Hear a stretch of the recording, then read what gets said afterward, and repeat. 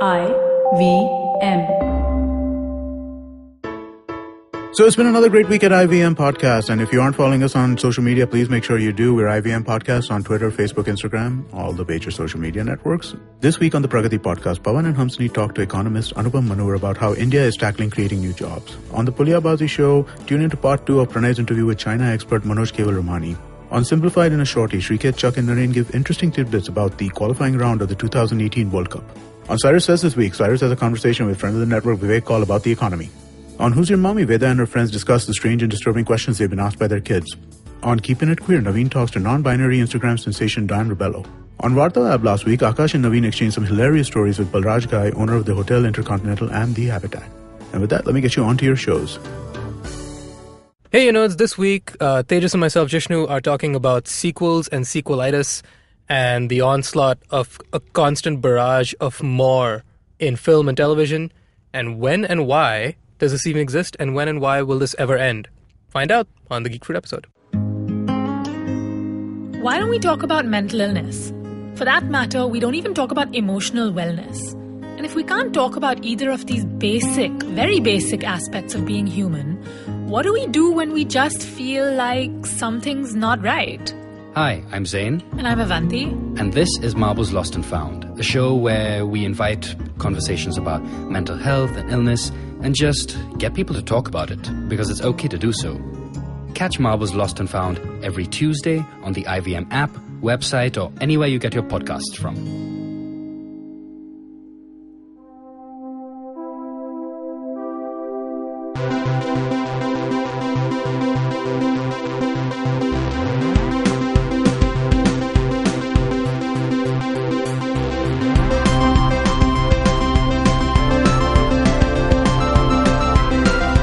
Hi everybody, welcome to another episode of the Geek Fruit Podcast. Today it's just Jishnu and I. What's up, man? Oh, when you put it like that. What? Why? I don't know. That's not a bad thing. No, it's it's cool. not. It's a OG episode. I'm just used to a slightly longer lead-in. Oh, no. Like some build-up of anticipation before it's revealed. Well, Because I think that's what everybody cares about, right? And That's I what think- everybody's thinking about. and I think that's we don't care what they say. We care who says it.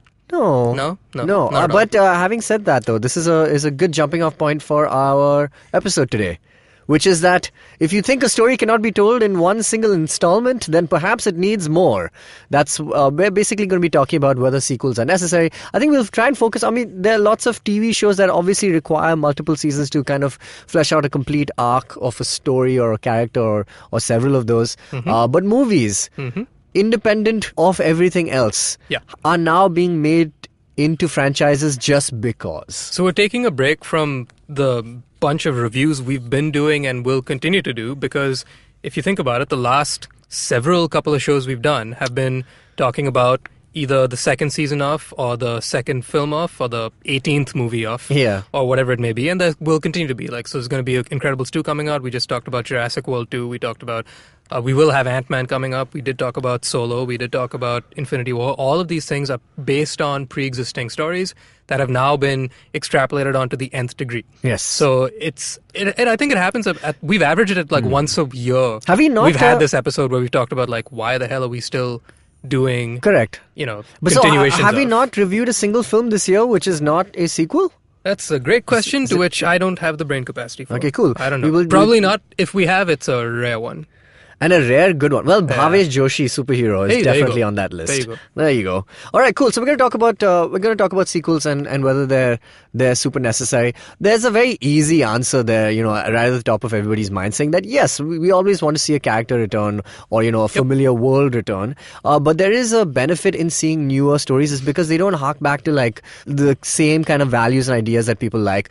I think right now Star Wars is a perfectly good example of that, right? Like, people didn't think that The Force Awakens strayed too far from its source material. At the same time, when The Last Jedi released, it's so far from what they kind of imagined that they hated it. And now we're in the midst of like hating Star Wars all over again. It's like almost the prequels are back, right? And because of that, I think I also think that this is just going to get worse and worse as more films come out. Like, it's because this series has gone on for too long. Last week we reviewed Jurassic World, and we both kind of came to the conclusion that maybe Jurassic World should also come to one.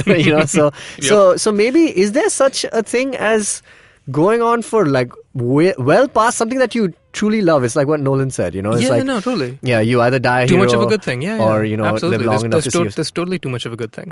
But I'm saying, and just to make this answer not as simple as it seems, which is that we have something like the Marvel Cinematic Universe, and yes, there is a bit of fatigue that is built into it. But the 18th movie did make over $1 billion. Correct. It's $2 billion now. Yeah. Yeah. So, you know, there is a thing that, you know, if you play your cards right, if you kind of take the formula and you change it up a bit and you make it slightly different, we're open to seeing more from that same universe, if not the same characters. Sure. Yeah. So how do we now reconcile both of these things? Like, don't you feel that, you know, Spielberg himself said recently, and maybe last year, he said, you know, superhero films are going to go the way of the Western, right? Yep. And a good indicator of that is when you start seeing spoofs and satires of the same genre, which we are seeing, but those are also ingrained into the films. Like, if you take a Deadpool is a satire, right? The character itself was supposed to be like a spoof of another character when it began. And so we have that movie, but we're also at Deadpool 2 now, so that also has a sequel. So do you think that this is where... So where we are at is we're well past the... You think we're past the golden age of superhero? Yeah? Or are we in it? No. We've... What is the golden age of superheroes? It hangs on the 2019 end to Phase 3. Really? I think it hangs on that, because what's going to happen is what's pretty much happened with Star Wars is everybody and their mom up until Infinity War had to piggyback with the MCU.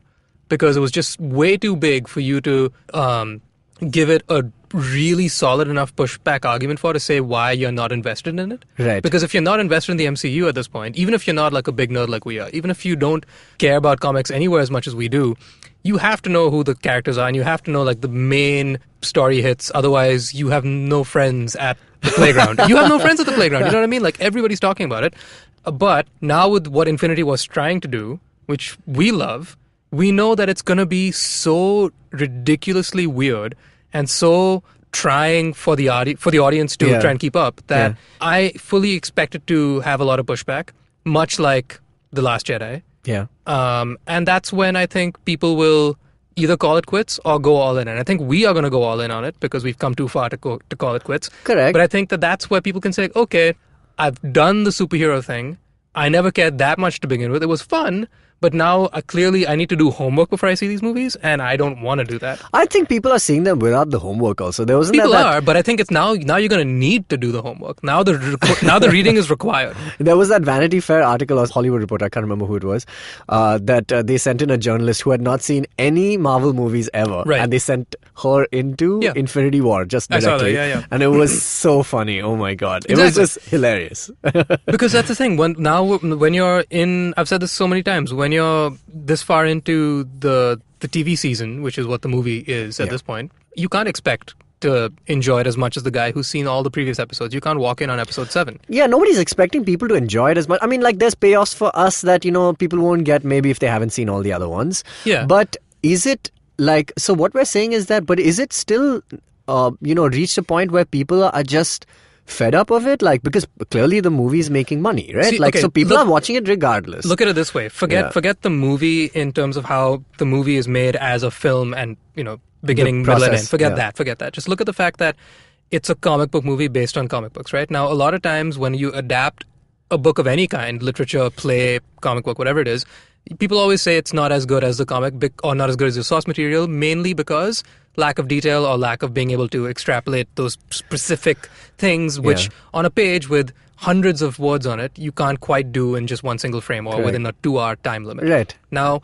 what they have done successfully, which is I think why it's working brilliantly, is because what they have superseded, which other literary sources like traditional books and plays can't do, is what comics have, is the fact that you can pick up a comic on issue 75 of 500, let's say, and you'll be a little lost, but that story is insular enough that it satisfies you in that you can read that without having an introduction to people as much as you'd like, but still follow it enough. Okay. And then know full well that there's backstory for you to dig into if you wish to, and you can also jump ahead if you want to, or find another variant of this guy in another run or whatever. Right. And you know what you're getting into. Now, films don't have that. That concept doesn't exist in film. a previously on? I mean, like not a previously on. I just mean the fact that when somebody suggests something to you, somebody says, I want you to watch Batman, the TV show, okay? Or Batman film, whatever it is. Yeah. You might say, I want you to watch this series, I want you to watch this film iteration of it. Yeah. But you're not going to tell somebody to watch season 2, episode 5 if they're going to start it of the animated series. But you're not going to tell them to start on Dark Knight Rises. Aren't you thinking of it? Yeah, but you're thinking of it in like different. Like you'll take either the Tim Burton Batmans together, or you'll take the Joel Schumacher Batmans together. So you consume it as such, right? So now the thing is with where Phase 4 is going to begin. Right. You know that shit's going to get really crazy, right? So now it's going to be an incredibly Herculean feat, which they've done before. I think they've managed to like pull off some insane stunts previously. But it's one hell of a Herculean feat to ask them to do a hard restart, give us a satisfying conclusion to one hell of a messed up story, and also keep it accessible so that you can just jump in at the beginning of Phase 4, not having seen anything of Phase 3, and still want to see more without feeling alienated. Man, it's going to feel... It was hard enough for people to get into Infinity War, I want to say, right? Yeah, it was. But to get into the Infinity War sequel, right? That's even like crazier. But I think it's the same as telling people... I mean, I guess Harry Potter did the same thing, man. They did 8 movies. Yeah, but nobody's going to jump in on movie 5 expecting to feel as satisfied as somebody that's watched 1, 2, 3, I don't think 4. people are expecting that much. They're going to go in and be like, oh, colorful things. Right. And so effects. I mean, if they're doing that, which I'm sure, I mean, there are people doing that, but if you're doing that, then you're setting your standards pretty low because you're not giving it its fair enough time. So that's on you. That's more than anything else. Yeah. If So you want to do that, I think great. the answer is clear as to. Are people going to watch these movies? Yeah, of course they're going to watch it. There's just different levels of satisfaction from it. But, so I feel if the satisfaction isn't that great, what I'm ultimately getting at is that I think that's going to be a cause and a reason for other filmmakers and other content creators to do something like what Spielberg said, is break away from the Western mold, break away from the superhero mold, and start something new, in which we won't have sequels for a while at least, because people don't know yet if people want that new whatever it is, that new format, that new genre, that new something. But I think it's more of a cultural thing also. I mean, like with, say like Netflix or any of these things kind of now changing the way we consume it, everything is about like, doing it in, chapters and stuff Continue like that. watching question mark? Yeah, That's exactly. The last thing you'll see at any point, I know. That's literally it. Yeah. And I think... I think that's a good name for this episode also. But no, apart from that, I think it's a cultural shift. We're going to take a short break right now. We'll come back and talk about just like the way people watch and consume media. And I think that's determining how it's been a generational shift and why maybe sequels are here to stay. Hi, I'm Vishal Gondal, an entrepreneur. I've had the chance to meet and understand how some of the super achievers have hacked their way to success, and they have done spectacular innovations. Now I take a closer look at these people's lives to find out what lies beneath the force, only on the Vishal Gondal Show. Episodes out fortnightly on Wednesdays on the IVM website, app, or your favorite podcasting platform. Hey, we're back. Hey, we're back. It's the Geek Fruit Podcast. We're talking about sequel-itis and threequel-itis and prequel-itis and all of the other itises.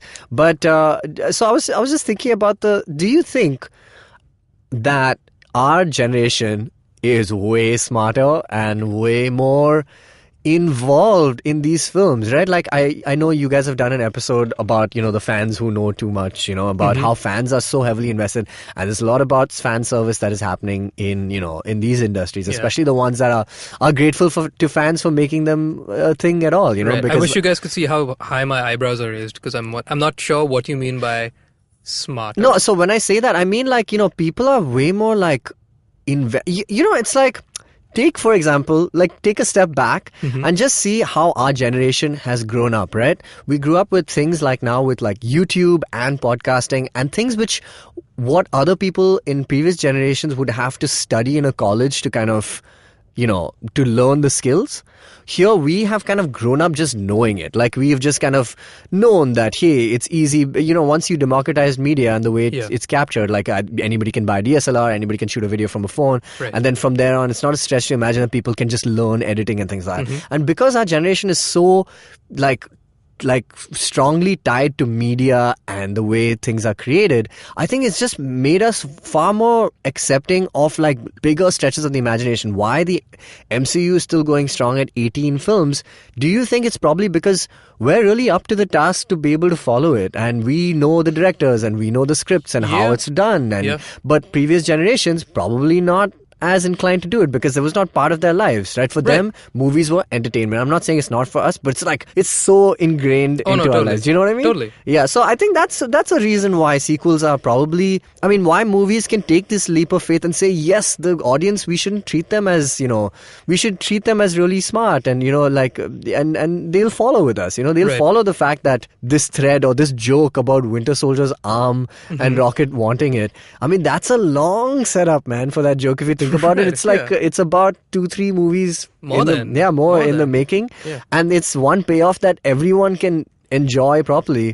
Whether you've seen Infinity or you've seen the others, but they enjoy it because people just they're along for the ride, man. I just think that we are a far more like accepting kind of audience than maybe previous generations were, which is why these stretches, these long leaps of faith in cinema are being like accepted now. Okay, so my response to that is I don't think the more accurate word is conditioned rather than smarter. No, I mean, so exactly. Yeah. So I think we're conditioned to consume more of this stuff. Yeah. Because like you said, perfect life example of this, 5-year-old niece and my 80-year-old grandmother sitting across the table. I say, let's play Monopoly, but let's play it on the iPad because I don't have the patience to play Monopoly. It goes really fast on the iPad, so right? fast, yeah. So I pull out the iPad. 80-year-old grandmother gets so flummoxed and is like, nope, screw this. In 30 seconds, she bails. 5-year-old niece, or maybe even younger than at the time, I forget, but she got it within minutes. Nice. Because that's how, touch technology works. You touch it, it does a thing. If it doesn't do a thing, touch the other thing. It's pretty damn easy and intuitive. So to that end, our generation are just used to having more options and just having more choice and more. Yeah. And I've been watching Band of Brothers, which, by the way, totally non sequitur. Cannot recommend more enough. Awesome. Who's it? Is Clint Eastwood? No, it's Spielberg and Tom Hanks. Right. Correct. It's that 6-part series, right? 10-part 10-part series. 10-part series. Yeah, it's my second or third time watching it. Nice. I cannot recommend it enough. Anyway, but there's a great moment in there. It's about World War II, the invasion of Normandy. Yeah. And 10 episodes following Easy Company, who are in the trenches and just horrible conditions for like 6 months. And a lot of the pain and suffering that went in the war in World War II was the fact that these guys, obviously, it's a war. You kill people are shooting at you, all the bad stuff that comes with the war. But then there's so many hours of just waiting and doing nothing. Sitting there, waiting in the freezing cold, wondering, when am I going to leave? When am I going to die? When am I going to kill somebody? When is something going to happen that's going to change the fact that I'm sitting in the freezing cold waiting? Yeah. And that's something that's an experience which is very unique to the fact that these guys are in the war. But what I'm getting at is that back then, they were just used to that. They were like more prepared to deal with doing nothing. Sitting with your own mind and thinking. Yeah, we're bored easy generation. I don't even take a dump and without doing something. If I'm taking a dump, I'm on my phone. I'm so glad you completed the sentence. You know what I mean? When's the last time you sat, did nothing and thought? Man, but just to that, when I was a kid, and we used to have a magazine rack in the bathroom, right? And so you had a whole rack? Yeah, That's very cool. You could have Time Out magazine and blah, blah, blah and all that jazz. But at the rare moment when there wasn't a magazine in the rack because we hadn't, put in new ones, I would read the shampoo bottle. I mean, exactly. Yes, of course. I've read so many shampoo bottles. Yeah, but that's just, you think that's just us, like even before the options were available to us, which is like a YouTube or our phones or blah, blah, blah, smartphone technology or whatever it is, we needed to read. Then we need to read. We weren't the only ones that needed to read. I mean, does everyone do this? Or is it only our generation? Oh my God. No, everybody does. Everybody does something to keep themselves occupied in the bathroom. Really? Yes. So that then nobody can just wait. Badly, but no one can just wait, doing nothing. Nobody can just wait. Something. But that's the thing. You decide, you create something that's going to be entertaining for you, rather than present to me a list and let me scroll through said list until I find something that I deem worthy, which somebody else has taken the effort to create for me. You know what I mean? Yeah, like, definitely. Like a great line from a movie that I just wish I can't remember which one it was, but it's a great line. Somebody said, "Man, when's the last time you played with a stick? When I was a kid, I just had a stick, and that was fun. I never had more fun than when I just played with my damn stick." And I was like, yeah, right? Sounds like such a Matt Damon, Ben Affleck line. I don't know what it was. But that's my point. I mean, we are just more used to having plenty when it just comes to a story that never... You want the story to continue, there will be more. So, now to contest the same point, which is that our generation is more conditioned and stuff like that. At the same time, when we give everybody everything, they still don't know what to watch, right? Mm-hmm. So, I think movies over television still have that reign over people. Like, the fact that, I don't know if this is true, but this is just my opinion, that if a movie series comes out, like an Alien and stuff that is coming out, like, now they're completing like a prequel trilogy, which I'm super invested in. I love it so much. But yeah, they'll put out anything, I'll watch it. Of course, I'll watch it. Yeah. But if it was done on television, I don't know if I would, only because there's so much more on television. And, we've just given this illusion of choice that here's everything, but we recommend these. So the recommendation system is really what is kind of getting people into watching some other stuff. But, like, I don't think people can watch without having someone tell them what to do. Which is why movies, if the Marvel Cinematic Universe or Star Wars puts out another film and says, hey, this is the next one, people will watch it. Of course they'll watch it. Well, they're not going to watch it. That's another point that I wanted to raise. Well, I was also thinking about the fact that if you look at what the actors do for these films when they're not making the films, from what as a layman consumer of movies, you feel like you see the actors all the time talking about their next movie. Yeah. Right? And so the press junkets have become larger. The press junket is the biggest... Okay, so if you look at like late night talk shows, right? Yeah. What do? They talk about politics and they talk about the next thing that's coming out. Correct. That's it. It ends there. Yeah. They talk about stupid stuff in politics, and occasionally there'll be a horrible tragedy which they have to then cry about. Yeah. And that's it. That's what it is. Yeah, that's so true. That is exactly what it is. It's either today's a funny day laughing at a terrible thing, or a day where we appreciate the terrible thing. That's why the best episodes are when you can clearly tell when a guest is filling in for someone who cancelled, because then it's just about anything. Yeah, exactly. When they have nothing to talk about, they have nothing to sell, really. That's why I used to love Craig Ferguson. He was the best, man. His show was literally about nothing. But so you're constantly reminded about the fact that this thing is coming out. Or, if you leave the Netflix queue for a second and you go onto YouTube, you're going to see a bunch of videos telling you about the Netflix queue. Yeah, that's true. Saying why you should go back to the Netflix queue. Or you think that's just our YouTube algorithms are just terrible because we keep... It's by design. Terrible by design. Like, they know it's terrible. Oh, man. All right, so let's take a second and talk about Shivank's email, which is brief AF. It says literally, Spider-Man Into the Spider-Verse, the trailer and then it cuts off. There's nothing else in it. So I'm assuming that Shivank has gotten so used to mailing us that he just literally sends us captions. Did he make it bold, or is that your phone? No, he did make it bold. He was like, Spider-Man Into the Spider-Verse, the trailer It looks like a headline. It really looks like a headline on your phone. Yeah, I like it. I want to say it's going to go into something. Can you guess what he was going to say? The trailer we deserve? The trailer we did not expect? How about this? Shivank, why don't you send us an email? He has sent us several emails. Look at this. No. If you're setting it up like this, I want you to follow through. How about we ask him to respond next week with the next 8 words. The next 8 words. But I will tell you something, that Shivank is prescient. And that's because he kind of preempted what we were going to talk about today, which is he says, hey guys, views on Solo, a Star Wars story. And we did give them views, which is on our previous episode. Do check it out. Personally, I enjoyed it, but it wasn't up to expectations. And this next sentence is really directed at today's episode, which is also Solo in a TV show format. Better or worse? I don't know why you picked Solo for a TV show format. Like a Rebels kind of, I guess. We talked about that. Didn't we? I was not on the episode. No, I mean, I feel like... You put my face on it. Thanks for stealing that private image. Because I was easy. Janam. Yeah, I was like, I didn't steal shit. I just told her to steal things. She asked me. I told her to steal things. And I was having a bad week, so I was like, the universe is crapping on me anyway. Let this be one of those things also. God. It's fine. But we kind of touched on that topic because what we mentioned in that episode was the fact that I really love all the TV end of things I've consumed in Star Wars. Right. Because We've talked about this extensively before, the fact that Star Wars has 40 years worth of experience. The Marvel Universe is making it up as they go.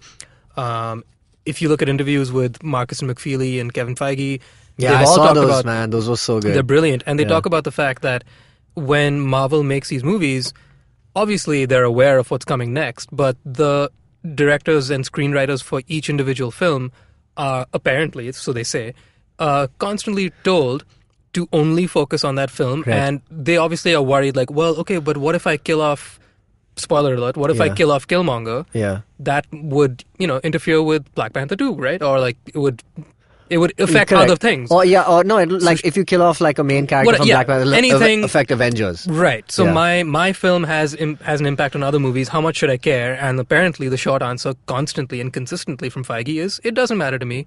Make your movie great. Make the best movie. Make the best movie you can. We'll figure it out. Star Wars, on the other hand, 40 years worth of experience. While the prequels are hit or miss with a bunch of things, the TV shows consistently floor me. Yeah. They just destroy me in the best way possible, because I feel like I can see somebody whose name is Filoni pulling the strings in a way which I can tell he knew what he was doing. He's a showrunner. He's a classic from showrunner, the very first episode, right? Yeah. And so those are executed so brilliantly because they're in a smaller contained environment where I feel like there's just fewer hands involved maybe than the movies. I don't know for sure, but I would imagine so. There's lesser pressure, not stakes. Lesser pressure, less eyeballs, definitely, for sure. Yeah. And so all this stuff. So, I mean, would it be better? Maybe, but I feel like the one thing that my thesis for that episode was that I'm confident that these standalone films will in their own right be a saga unto themselves. It looks like, it's the between episode 3 and 4 saga. Yeah, exactly. So I feel like even though Solo, I agree, didn't land quite as well as it could have, I did really enjoy it, and I feel like it's going Lando? Sorry, go ahead. Sorry, I had to do it. Next. I feel like it's going to pay off much more down the line when you see it in perspective of all the other films coming together, because I did enjoy it more the second time around once I knew what I was getting into. Yeah. And I feel like when you see it from an even wider scope, bigger picture, when the other movies come out, I feel like it'll... I trust the Star Wars story group too much to you guys missed a franchise that is coming up from the Star Wars thing, which was like you guys were talking about all the other different kind of iterations of what Star Wars is doing in the future. There's Jon Favreau's live action series also, which is going to be coming out. And man, Jon Favreau, I don't know, we've not seen him work in a large context like this. I mean, Iron Man 2, but not as a Jungle show. No, I'm saying not as a 22 episode or a 10 episode or whatever it is, like a Netflix kind of thing. So that will be interesting as well to see. Yeah. Oh, cool, man. All right, so there we go. Just to answer the question of Spider-Man, you're right, man. Actually, Jishnu. I mean, like, even though we've seen 3 trilogies of Spider-Man, and we're getting a new one, I guess, because this looks excellent. Sure. The animation looks excellent. I hope the story is good, and it looks fresh because they're taking completely different perspective with Miles and Spider-Gwen, and there's hopefully more than just the 3 of them. And also, I love it that Jake Johnson is Peter Parker. I love Jake Johnson. He's from New Girl, which just ended, and I'm very upset because I would agree if I could remember which one he was. Of all his many No, he has too many doppelgangers. What? Jake Johnson looks like so many people. He's like the... He looks like... And I can't remember all their names. He kind of looks like Oscar Isaac. He does. Kind of looks He's like the poor man's Oscar Isaac. And he sounds like Charlie Day. Yeah. He kind of looks like a scruffy Ben Schwartz. He kind of looks like Hector Navarro. He kind of looks... He looks like that... But you know what? I like Jake Johnson. He's quite original, man. He's quite a good writer also, and he's quite funny. And I like him. I just wish he had an original face. That's it. He's going to be Peter Parker. That's fine. He's great. He's going to be great. Sure. Cool. Yeah. I just can't... I don't know who he is. He's great. Okay. Yeah, you've not watched New Girl, right? I've not watched New Girl. Yeah, that's why. No, New but Girl's awesome. I'm sure I've seen him. I know I've seen him. You've seen him in The Mummy. Which one? The one with Tom Cruise. I haven't seen The Mummy with Tom Cruise. Why would I see The Mummy with Tom Cruise? Oh, man. If we didn't do a review for that movie, then I did not see that movie. We did a review. Did we? And I definitely said... Exactly. I definitely said, guys, I don't want to see this movie. Okay, so he's in that. He's Peter Parker. I think it's going to be good. It looks great. The animation looks excellent. It's going to be whack. As in a good way. All right. Let's take a last short break, come back and finish up our thoughts. Did you know that Parsis in Mumbai, instead of being left at the Tower of Silence after they die, are now cremated. And why? Because a cow fell sick in the early 1990s. Did you know that the smog in Delhi is caused by something that farmers in Punjab do and that there's no way to stop them? Did you know that there wasn't one gas tragedy in Bhopal, but 3? One of them was seen, but 2 were unseen. Did you know that many well-intentioned government policies hurt the people they're supposed to help? Why was demonetization a bad idea? How should GST have been implemented? Why are all our politicians so corrupt when not all of them are bad people? I'm Amit Verma, and in my weekly podcast, The Seen and the Unseen, I take a shot at answering all these questions and many more. I aim to go beyond the seen and show you the unseen effects of public policy and private action. I speak to experts on economics, political philosophy, cognitive neuroscience, and constitutional law so that the insights can blow not only my mind, but also yours. The Seen and the Unseen releases every Monday. So do check out the archives and follow the show at seenunseen.in. You can also subscribe to The Seen and the Unseen on whatever podcast app you happen to prefer. All right, we're back. We're talking about sequels and stuff like that. Here's the thing. Video game movies will never be good. I don't know why. Because I just saw two movies which were terrible back to back. One was a video game movie. Which was? Tomb Raider. Oh, yeah. I saw it. The Wakanda one. Yes. She's bad. She's bad, man. Like, she's not a You good rarely actress. say that. That takes something. I don't think she's a good actor. I mean, I don't know. I think she may be a good actress because she's excellent in Ex Machina. But funnily, she was excellent as a robot. Yeah, I mean... but she performed as one in Tomb Raider. Yeah. Yeah, I don't know. It wasn't good. It was... Have you seen Premium Rush? The Joseph Gordon-Levitt movie about cycling by David Coeb? It was not even as good as that, and that was an average movie. But it had some moments of Is that your scale? Is that your barometer? No, there were a few scenes that remind me of Premium Rush, but it was not as good. It's a bad movie. Have you played the game, the reboot of Tomb Raider? No, I've not, but I've heard good things. Superb, right? Really good. And now the third part, the trilogy, is going to be complete now when Shadow of the Tomb Raider comes out. Terrible movie. Game is excellent. Just one thing. Second thing is sequel to a movie that I did enjoy, which was Pacific Rim. I saw Pacific Rim Uprising with our boy John Boyega. And John Boyega is excellent. Sure. He's an excellent actor and he's so charming and he's great. And he can be great in a terrible film is what I realized. Same. I said those are my sentiments exactly for Jurassic World 2. Yeah, he's like Chris Pratt in this. Yeah, he's so good in it, as in the sense that he's playing a character which is like cocky. He's playing a character he knows he can do well. He nailed it. He nailed it. But everybody else, I mean, the whole movie otherwise, just nonsense. Okay, so I want to ask you this. Yes. Is there a genre that doesn't succumb to the sequelitis as badly as action movies and comic book movies, sci-fi? I don't know. See, I feel like comedies, for action. one. What? Like The Equalizer and The Equalizer 2, which is coming out now. Beverly Hills Cop 3 was the best of Taken 1, 2, and 3. No. So what I'm getting at is I think... It does so suffer. Action movies, comic book movies, science fiction, these are and horror. These are 4 genres that constantly do sequels. Yeah. They're infamous for sequels. And oftentimes the sequels, I think, the ratio of success to failure is... not flattering. I'd say video games do a good job of sequels.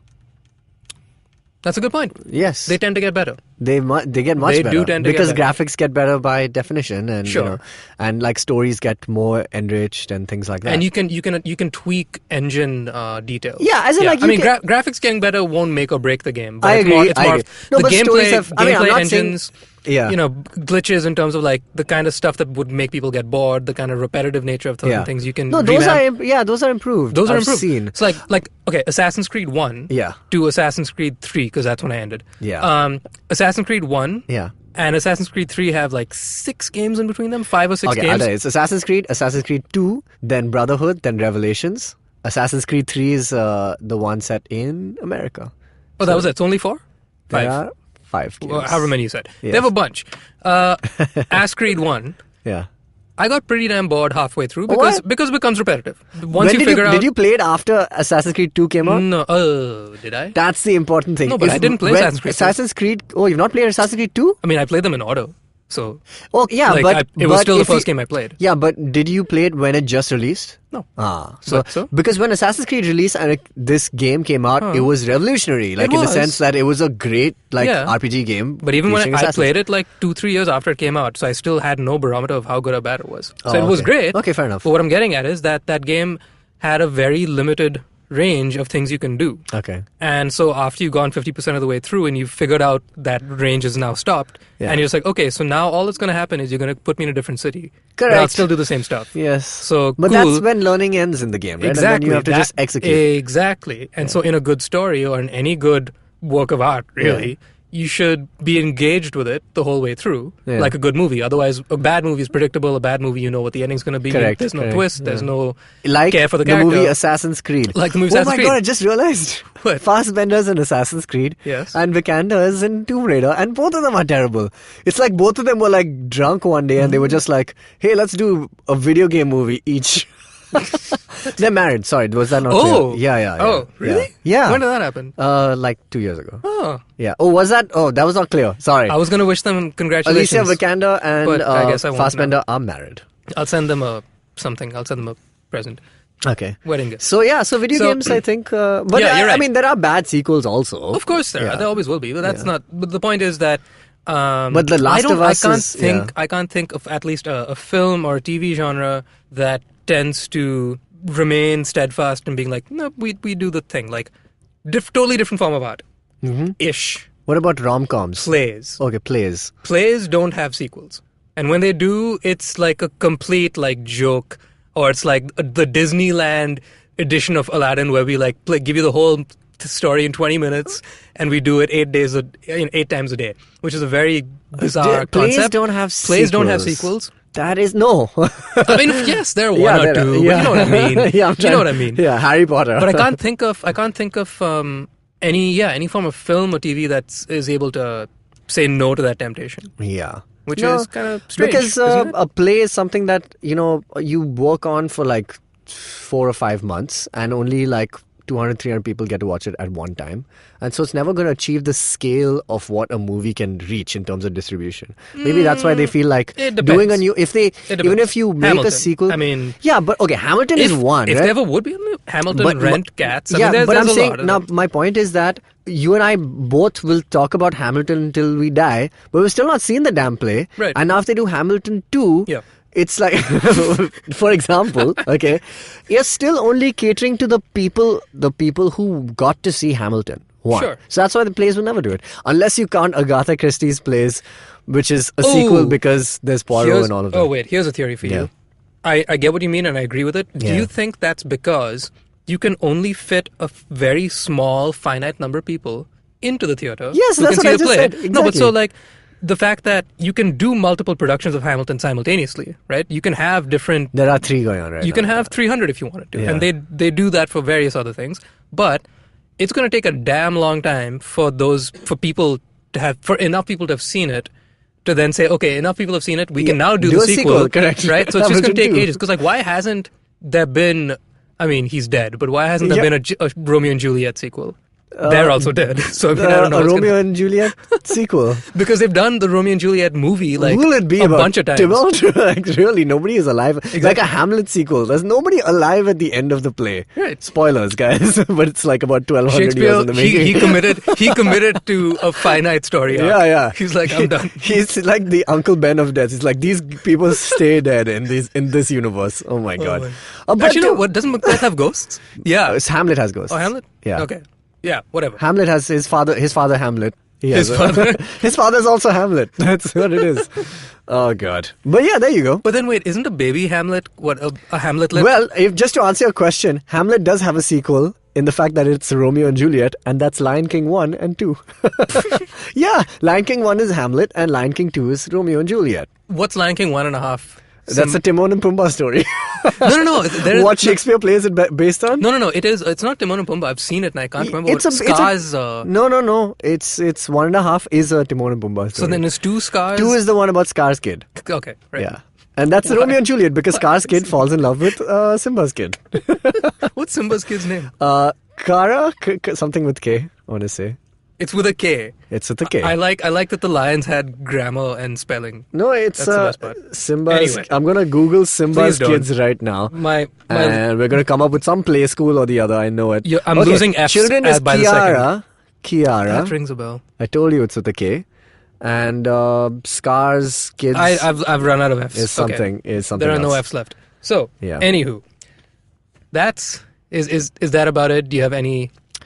Have you learned something today? I have learned that I think we're ready to take on the sequels for a little longer. I think we're still in the golden age. I think we're still going to see better and more intricate storylines, and I think people will still be able to cope with them. And I think that will make it far more interesting because and to end this episode, this is my thought. I think that where other movies have, not been brave enough to tread that ground because they just didn't believe in the audience, and maybe the audience wasn't ready. I think we're ready now to see like the most ambitious version of it, and we may be seeing it already in Infinity War and Infinity War the sequel or whatever it is. But I think we're ready for bigger and more ambitious kind of things. Cool. But I'd like to see more universes. You would like to see more universes? Yeah, because I'd like to see more original IPs for sure. Goes without saying, because Star Wars I think we might need a break after the last episode, which we won't get, and that's gonna lead us into chaos. Yep. And similarly for Jurassic World and other franchises like this, which we loved growing up, and now we're absolutely done with. Yep. I think we need to see more, but I think if people do it like the Marvel Universe, I think we are ready for that as well. I have a strong feeling we are going to be Infinity POWs in this war. We're just going to...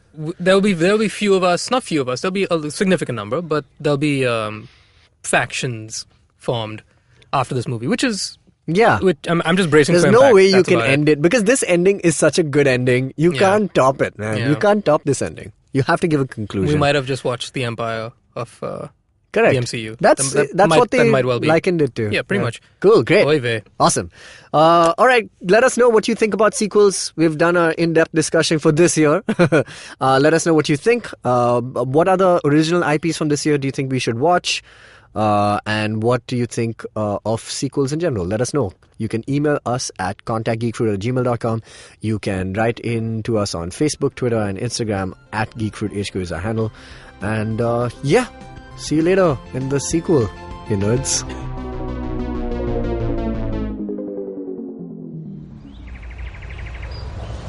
He bends down to test the warm water for his bath. He comes here to quench his thirst for a hot shower and some podcasts. You can witness how he enjoys having other people talk about cool stuff in his bathroom. Indeed, it helps him with his loneliness. You can find more of his species on ivmpodcast.com, your one-stop destination where you can check out the coolest Indian podcasts. Happy listening.